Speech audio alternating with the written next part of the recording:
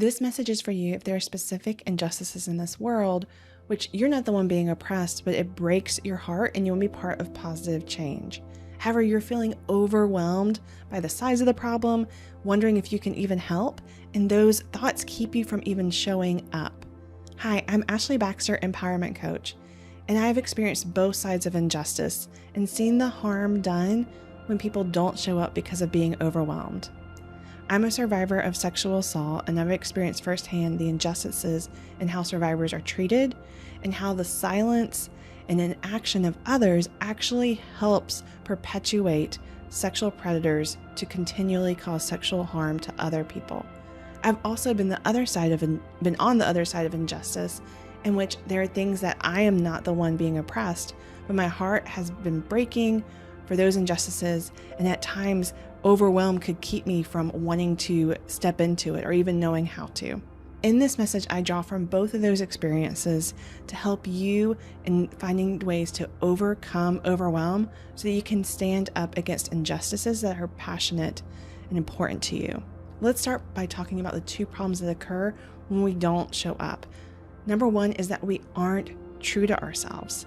That's something that you're passionate about, but you're letting the overwhelm keep you from getting involved. And so you're saying no to parts of yourself. You're probably flipping the channel if this injustice is on the news, because each time you see it, you are just overwhelmed with how you want there to be change, but you don't think that you can do anything. And so it's easier for you just to cut it off and turn a blind eye to it. The problem with this is that it also causes negative ripple effects into every area of your life. When you start saying no to yourself in certain ways, especially ways that you are very passionate about to your core and think that it is something that is right or wrong, that you are really shifting how you're honoring yourself. So by saying no to yourself to things that you're very passionate about, you're not honoring yourself, which leads to all these different ways that it can be ripple effect into other areas, meaning that you're living a life of less authenticity and less alignment. And the second problem when you don't show up to these areas of injustice is that less change is happening. Obviously, you're one less voice that's in the fight, but also typically it isn't until we're in the fight, until we're really investing in these areas of injustice and trying to cause change, that we realize all the ramifications of the injustice itself. And therefore, we don't realize how there might be ways that we are actually contributing to the injustice and perpetuating it into existence or continuing to exist. And therefore, your decision to not take action, in fact, actually becomes action for that injustice to continue. Therefore, if you want to be true to yourself, to what breaks your heart, and you want to be part of the solution, not the problem, then it's time to show up. Now, right when you do, overwhelm is going to be there, ready to pounce on you, and especially by making you feel like this problem is too big that you could ever do anything to help, and that it's too complicated to even know where to start. So you probably just shouldn't even start. But I'm going to show you how neither of those things are true and how to overcome them. So number one, no one is asking you to be the hero.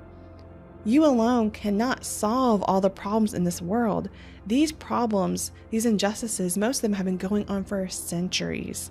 This is just your chance to jump in and be part of positive change in the story, but not carry the story. That is not your responsibility.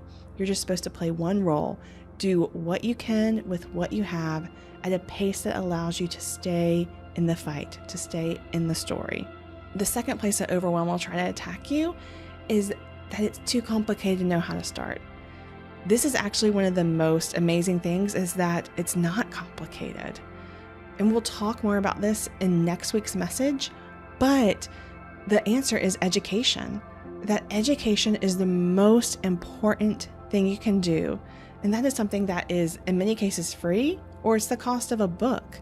Education is so important. We're going to talk about next week why it is so powerful, how not educating yourself often means that you are perpetuating that injustice from continuing or allowing it to continue to exist, and how lots of us think that we don't need to be educated, which is one of the most dangerous things. Also, if you are someone who your heart breaks for multiple issues and you're overwhelmed by that in and of itself, I'll show you how educating yourself allows you to take part in so many different causes that you're passionate about. So my challenge for you until the next message is that you will really get in tune with what breaks your heart. What are those injustices that are just really weighing heavily on you right now? And choose to not shut your heart off. Commit that you are going to show up. Know that no one is asking you to be the hero, and that it starts with educating yourself. If this message has been helpful, please share it with others. Until next time, live a life of courageous worth by standing up for yourself and for others.